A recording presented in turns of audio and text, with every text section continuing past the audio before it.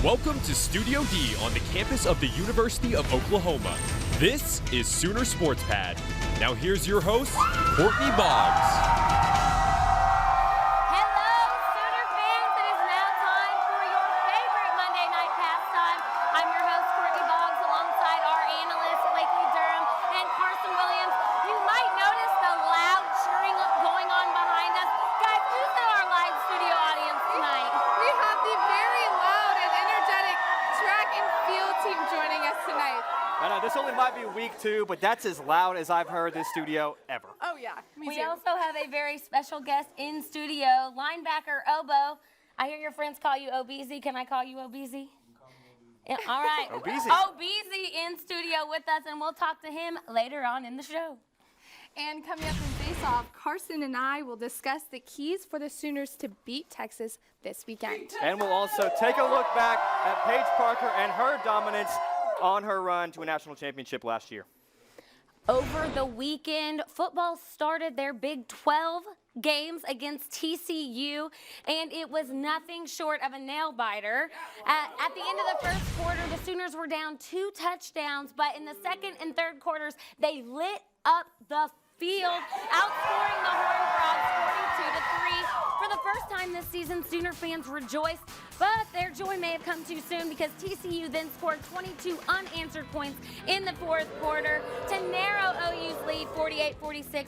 At this point, the game came down to survival. Defense played a vital role during the final minutes of the game. Defense made all the difference. The Sooners finished the game with a win, 52-46.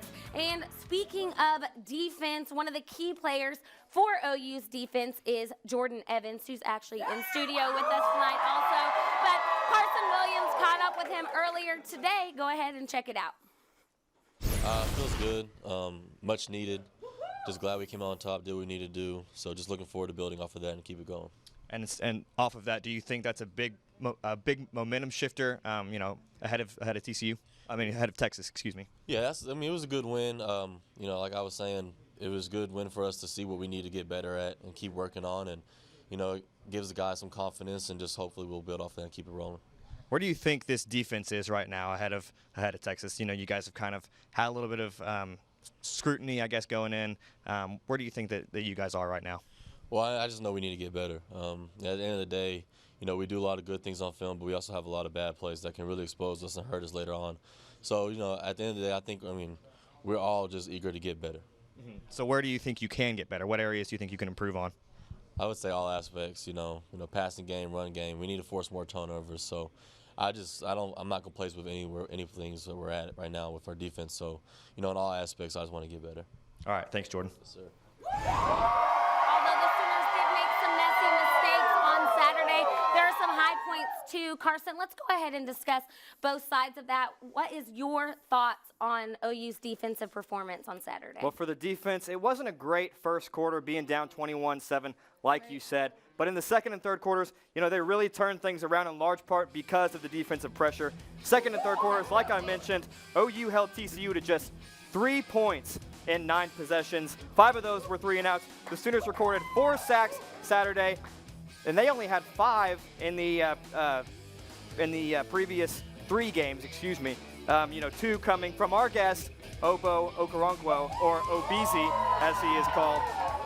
The second and third quarters provided a real glimpse of what we can see from Mike Stoops and this OU defense, and if they can keep up that pressure moving forward, I think they have a really good shot. Well, switching gears to the offensive side, I know me and probably most other Sooner fans were really excited to see this offense really click and look great on Saturday. After a rough first play or first drive, the rest of the game, the offense really stepped it up and got back into it. They made a lot of great plays and, most importantly, big plays. Their first 2 losses, the Sooners didn't really have a lot of big plays down the field. That was not the case this time. The amazing flicker pass to Westbrook in the second half was so huge for them. 67-yard touchdown and a big play like that can give the offense so much momentum, not to mention another 40-yard pass. Shortly after that to Westbrook, Mixon, P. Ryan, and QB Baker Mayfield all had fantastic games. So overall, a really great team effort for this Sooner offense. Well, golf and soccer were also in action over the weekend, and a handful of Sooners put up some pretty impressive numbers. Who were your guys' MVPs for the weekend? Well, the 11th ranked men's golf team was at the prestigious Congressional Country Club down in Fort Worth. Through the first 2 rounds, they sit in 4th place. Not bad. They were in first after day 1. But my co-MVPs so far are Brad Dahlke and Blaine Hale. They're both at even par, leading the Sooners. Not a bad spot to be in right now. OU begins their final round tomorrow morning at 8:15 at a shot at their 2nd straight tournament title. All right, I get that. Some good news, bad news for the soccer team. First off, good news. They shut out the Iowa State Cyclones on Friday, right? Good news. And that gave them their 8th game win streak, which was the 2nd longest win streak in school history. Unfortunately, they fell short to West Virginia yesterday, losing 2-0. But my MVP for the weekend is senior Shiloh Price. She had a goal in the Iowa State game, along with assisting the other 2 goals. So a big weekend for her. And the soccer team is 3-1 in the conference, and they are really off to a great start. Sounds like it. All right, well, we're coming up on a break, but don't go anywhere, because when we come back, Carson and Blakely will be talking about what they think will be most important against Texas this next weekend. Stay with us.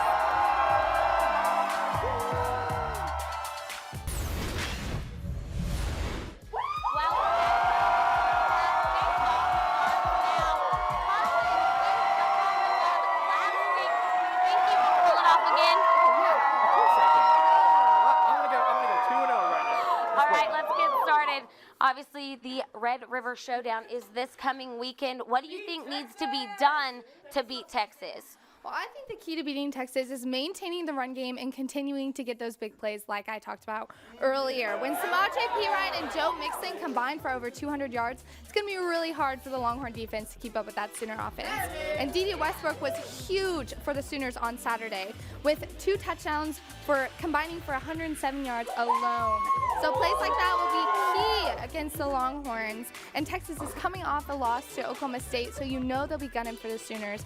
But I think maintaining that run game and continuing to get those big plays will really give the Sooners a great chance to get that win. Hey, Texas. Well, we saw Saturday what OU's defense is capable of when they put pressure on the quarterback. Texas quarterback Shane Buechele, by the way, is a true freshman. So this is his first OU-Texas game. Obviously, he's going to have some jitters, but if OU's defense is able to put pressure on him like they were Kenny Hill, it's only going to add to that. So they have to get in the backfield, but it doesn't always have to be a sack. Just get in the backfield, put pressure on the quarterback, get in his face, make his job difficult. Right. OU did a really good job Saturday at batting down passes at the line of scrimmage. Charles Walker did a really good job at that a lot. So if they can do that, Oklahoma will have a really good shot at getting back at Texas from a year ago. All right, that's what they're doing.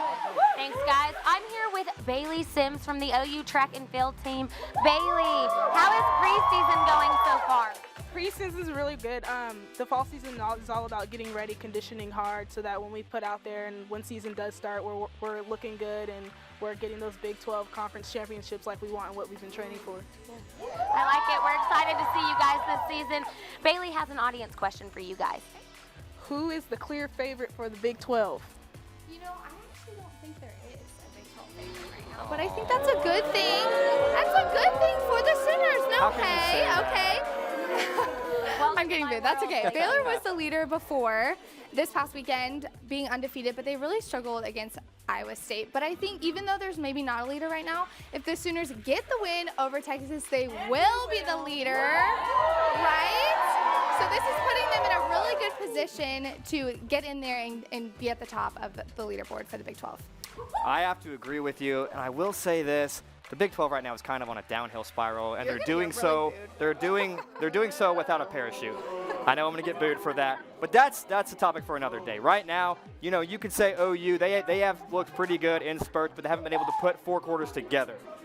Then you have Baylor, like you talked about, narrowly escaping Iowa State and first-year head coach Matt Campbell. TCU hasn't looked all impressive through the first part of this season. And West Virginia, they're undefeated, but they haven't played anybody worth buying stock in. So if I really had to pinpoint somebody to be the clear-cut Big 12 favorite, I'm not sure I could do it. I think I'm with you. I don't know if there is OU one. needs to be the clear-cut favorite after They will this be. weekend. All right. It is time for our viral videos. Hopefully your videos are more entertaining than Carson's jokes. So I'm going to go ahead and let Blakely get That's harsh. started. It's really harsh. Okay, well, it's week 5 of the NFL, and guess who's back, ladies and gentlemen? Tom Brady himself. That's right. The awakening of Tom Brady is happening this weekend. Here is a Star Wars video for you guys to enjoy. After a 4-game suspension, Tom Brady is finally back, and the Patriots definitely need him after being shut out at home on Sunday for the, I don't even know how long it's been since they've done that. So they'll be bad. They'll be glad that Brady is 1993, back. I think. 1993 was the Our last producer time that Justin happened. Strain just told us that. So there we go. But they're really gonna, love having Tom Brady back. Going Yes. 3-1 was pretty good for them. I'm gonna call this one Little League Ball, Big League Catch. Oh, So here we go. We've okay. seen some pretty impressive catches so far this season, but check this one out. This guy for the Pro Titans. Oh, what concentration! Look at that. That's incredible. That's incredible. That might be. Like I said, we've already seen some incredible catches in college and pro, but this is something to really get excited about. They love it. They love your The video. concentration on his knee to bobble it, get back up, and then find the end zone. That might be the catch of the year. You don't even have to watch college football or pro football the rest of the year to find out. Nice job. That's That what was a it good viral video. I liked it. All right, we got some Deflatriots. We got a big league catch by a little guy. It's time to vote for our face-off winner. Give it up if you think it was Blakely. Come on, guys. Thank you. There we go. Yeah. All right, what about Carson?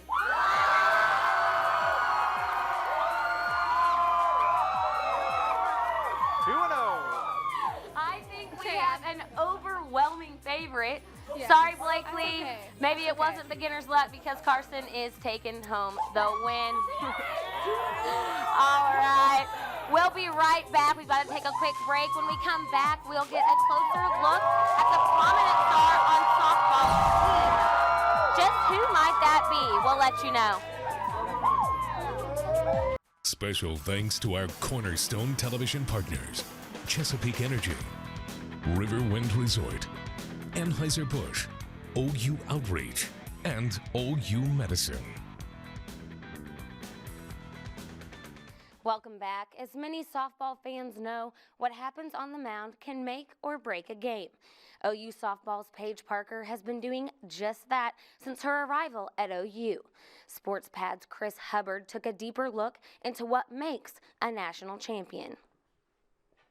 Grounded to Clifton, over to Knighton, and the young... It was Paige's first experience in the Women's College World Series, and several former OU greats helped her along in that journey. I talked to Kaylani during the World Series. She, would, shoot me a text and just say, hey, like, supporting you, go out there and work hard. And the year before, Michelle Gascoigne was here, and she really mentored me in big-time situations like that because she had been in them. So definitely felt a lot of support from former Sooner pitchers, and that was just incredible because I look up to them so much, and it's just great to have that little community of pitchers and have their support.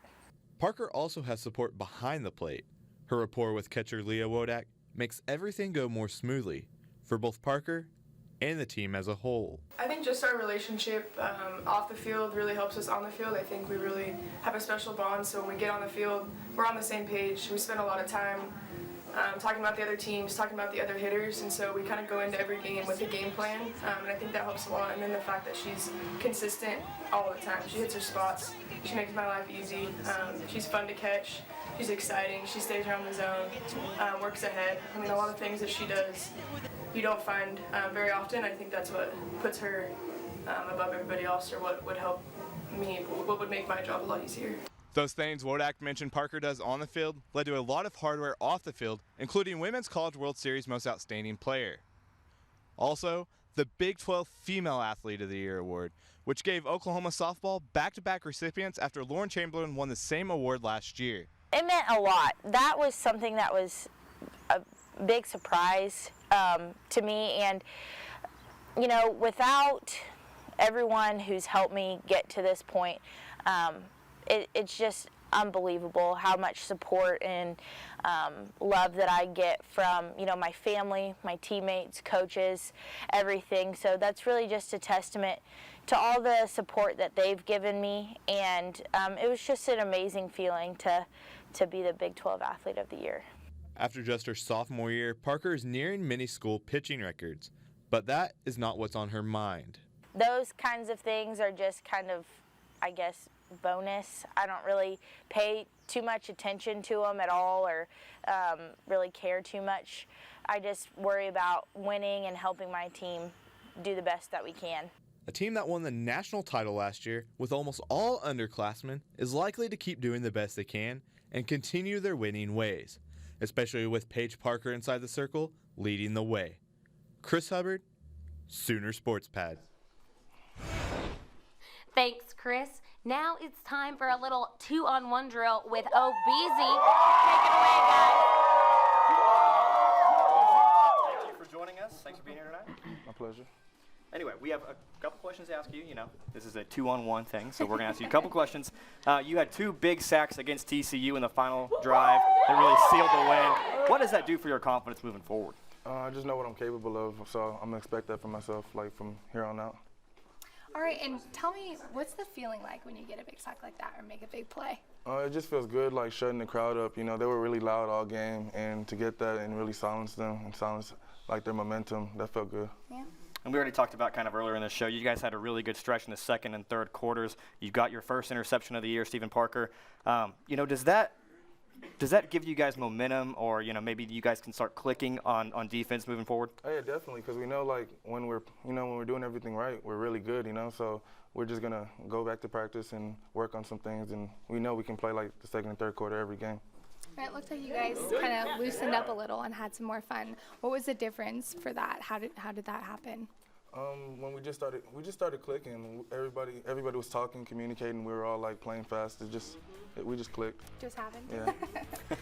For you, what's been the biggest difference since becoming a full-time starter on defense? I'm a lot more sore. Taking a lot more hits. Giving a lot more hits, actually.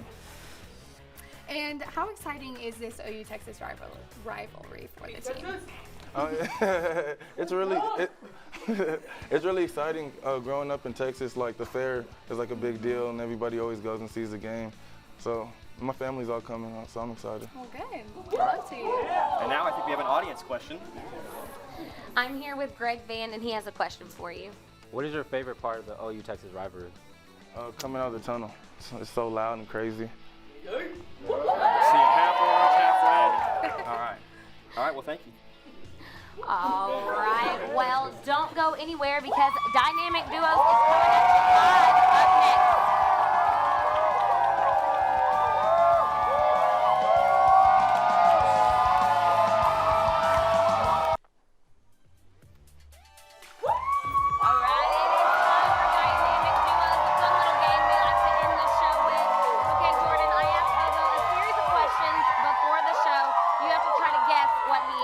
Sound good? Sounds good. All right. Question 1. What is your favorite pre-game pump-up song? A, Crazy Train. B, It's Going Down. C, All I Do Is Win. Or D, One Dance. What do you guys think? It's going down! Jordan? It's going down. Very nice. All right. Very good job. Very good job. All right, question number 2. If we were to open your fridge right now, what is the first thing we would see? Audience, what do you think?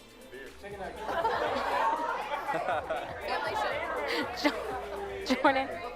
You gotta give them the answer choices. Wait, what's the answer choices? Yeah. Yeah, give them the answer Oh, choices. I stink. I'm sorry. Okay. It's not fair. Multiple choice. A, sweet tea. B, ranch. C, Gatorade. D, salad. Ranch. Gatorade. Gatorade, is that right? Yeah. Yeah! All right, I'll try not to mess this question up. Question number 3. If you could play any other position, what would it be? A, nose guard. B, quarterback. C, running back. D, safety. Quarterback. No, he knows I played. I'm going to say nose guard because that's what he played in high school. Nose guard? Let's see. Okay, we are 3 for 3 so far. 3 for 3. All right, question number 4. If you could spend a day with any celebrity, who would it be? A, Eminem. B, LeBron James. C, Mila Kunis. D, James Brown. What do y'all think, Mila? I don't feel like there's much debate on this one. What do you think? Definitely Mila, is that your name, right? Yeah, that's her.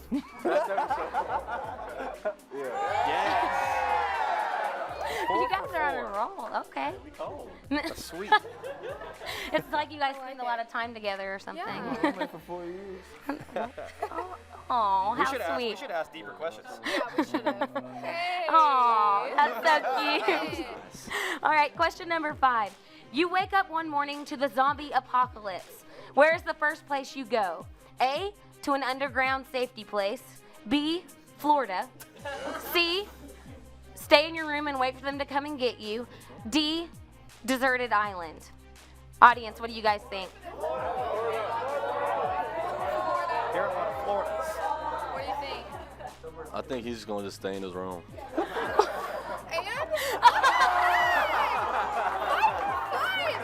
All right, last question. You finally get a day off. What do you do for fun? A, play video games. I don't even need no choices. Oh, you don't, Sleep. Drop the mic! Drop the mic! All right, that is all the time we have for you guys. Thank you so much for joining us. Make sure to like us on Facebook, follow us on Twitter and Instagram @SoonerSportsPad. We will see you same time, same place next Monday.